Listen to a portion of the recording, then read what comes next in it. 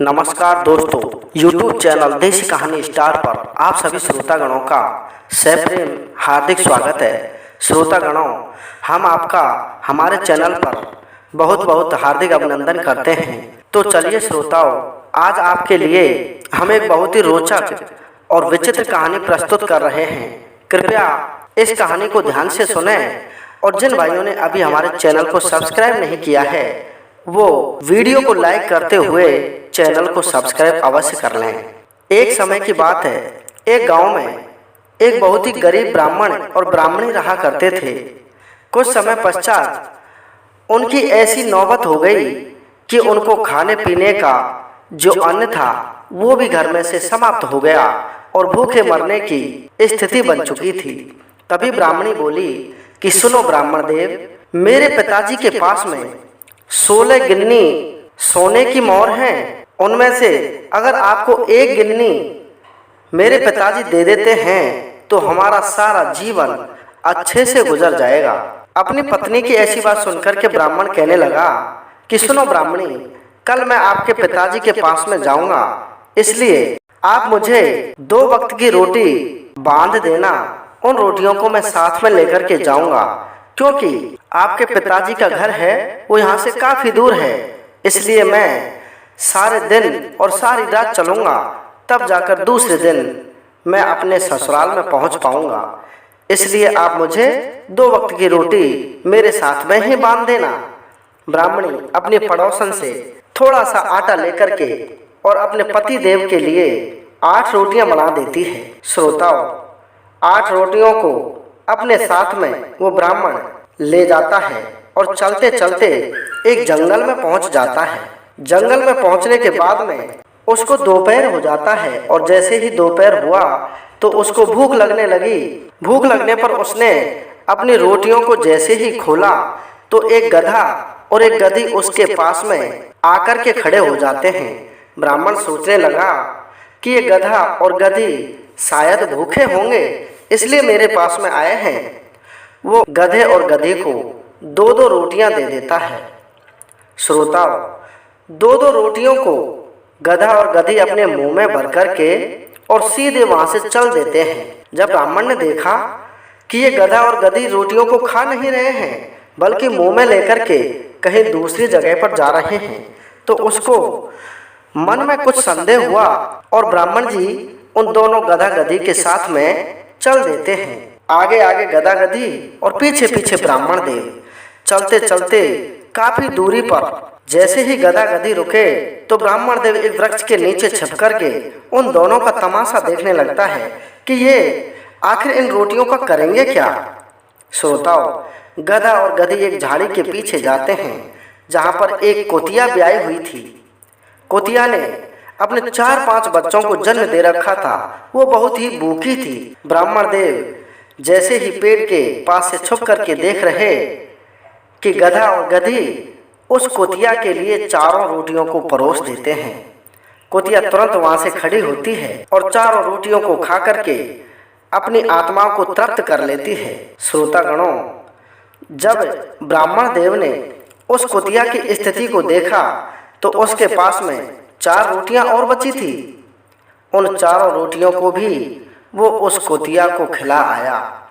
8 रोटियों को खा करके कोतिया ने कम से कम 8 दिन का भोजन ग्रहण कर लिया था।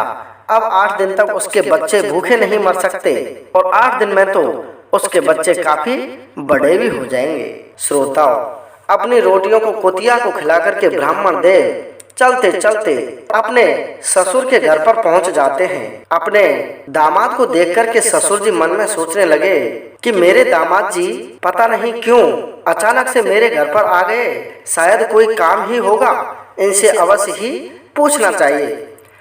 उस ब्राह्मण के ससुर जी ने अपने दामाद से रामा श्यामा करने के बाद में हालचाल जाने, सभी हालचालों की सकुशलता जानने के बाद में ब्राह्मण देव से उसके ससुर देव कहने लगे, क्यों दामाद जी, कोई काम था या ऐसे ही आपका मन किया इसलिए आ गए हो।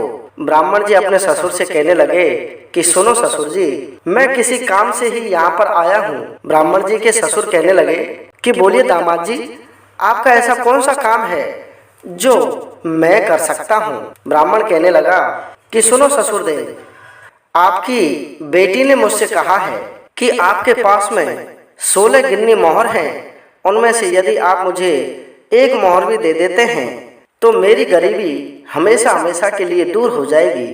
मेरे घर में खाने को भी कुछ नहीं है।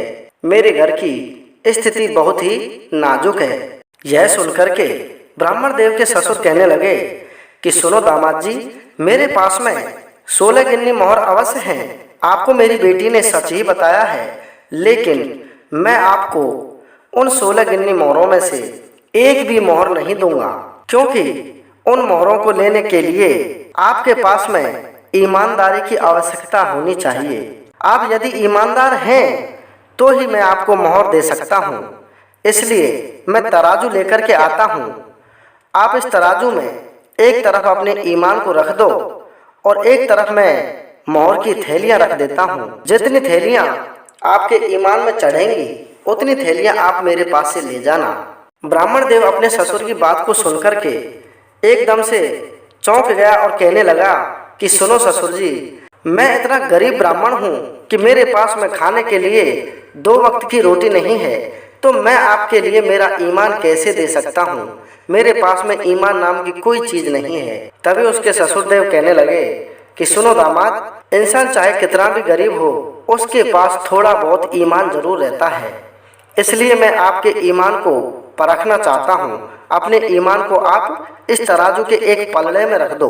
अपने ससुर की बात को मान करके उस ब्राह्मण देव ने भगवान से अरदास की कि हे भगवान, जीवन में अगर मैंने थोड़ा बहुत ईमान कमाया हो, अगर किसी से बेईमानी नहीं की हो, तो मेरा ईमान इस पलड़े में आकर के बैठ जाए। यदि मैंने किसी के साथ में बेईमानी की हो तो मेरा ईमान नष्ट हो जाए और इस पलड़े में कुछ भी ना रहे। ऐसी बात सुनकर के भगवान को उसके सारे ईमान याद आ जाते हैं और सारे ईमानों को प्रभु उस ताकड़ी के पलड़े में रख देते हैं। श्रोताओ, जैसे ही ईमान उस ताकड़ी के पलड़े में बैठ जाता है तो उस ब्राह्मण का ससुर 16 गिन्नी सारी मोहरों को उस ताकड़ी में रख देता है, उस तराजू में रख देता है, लेकिन फिर भी उस ब्राह्मण के ईमान का पलड़ा नीचे रहता है, बिल्कुल भी जमीन से ऊपर नहीं उठता है। यह सोच करके ब्राह्मण देव का ससुर कहने लगा कि सुनो दामाद जी, आपका ईमान है वो मेरी 16 गिन्नी मोहरों से ज़्यादा है। यदि आप अपने ईमान के बदले में ये मोहरें ले जाना चाहते हैं तो ले जा सकते हैं, लेकिन आपको सारा ईमान यहीं पर छोड़ना पड़ेगा। और यदि आपको आपके ईमान की कीमत ज़्यादा लगती है तो आप अपने ईमान को ले जा सकते हो। ब्राह्मण देव ने थोड़ी देर को सोचा और अपने मन में विचार किया कि पता नहीं मेरा ईमान कितना ज़्यादा है। जब 16 गिन्नी मोहरों से ज़्यादा मेरा ईमान है तो इसकी कीमत आंकी नहीं जा सकती। इसलिए वो अपने ससुर जी से मना कर देता है और अपने स्वयं के ईमान को उठा करके और चल देता है। वहाँ से 16 गिन्नी मोहरों को वहीं पर छोड़ देता है। लेकिन उसके मन में एक बहुत बड़ा भय व्याप्त था कि मैं 2 दिन से मेरी पत्नी को घर पर छोड़ करके आया हूँ, वो भूखी होगी और यदि मैंने उसको ले जा करके मोहरें नहीं दी तो वो मुझसे अवश्य ही झगड़ा करेगी। अब तो मेरे प्राण संकट में हैं। वो तो मेरी राह निहार रही होगी कि मेरे ब्राह्मण देव, मेरे पतिदेव आएंगे और मुझे कुछ मोहरें लेकर के आएंगे जिससे हम बढ़िया भोजन कर सकते हैं। लेकिन जब मैं उन्हें कुछ भी ले जा करके नहीं दूंगा तो वो मुझसे अवश्य ही लड़ाई करेंगी। ऐसा उसके मन में भय व्याप्त हो जाता है। चलते चलते वो मन में सोचता है कि क्यों ना मिट्टी के कंकरों को एक पोटली में बांध करके ले जाया जाए, जिसको देख करके ब्राह्मणी कुछ देर के लिए शांत रह जाएगी कि शायद कुछ लाए होंगे और मैं घर से बाहर भाग जाऊंगा। ऐसा मन में विचार करके ब्राह्मण देव रास्ते में से कंकर पत्थर इकट्ठे करके अपने सर पर रख लेता है और उन सभी कंकर पत्थरों को लेकर के अपने घर पर पहुंच जाता है। ब्राह्मणी उस वक्त किसी काम में व्यस्त थी। ब्राह्मण देव अपनी पत्नी को एक आंख से देखते हुए और तुरंत अपने घर में प्रवेश कर जाते हैं और धीरे से उस पोटली को अपने घर में रख करके सुबह सुबह का वक्त होता है।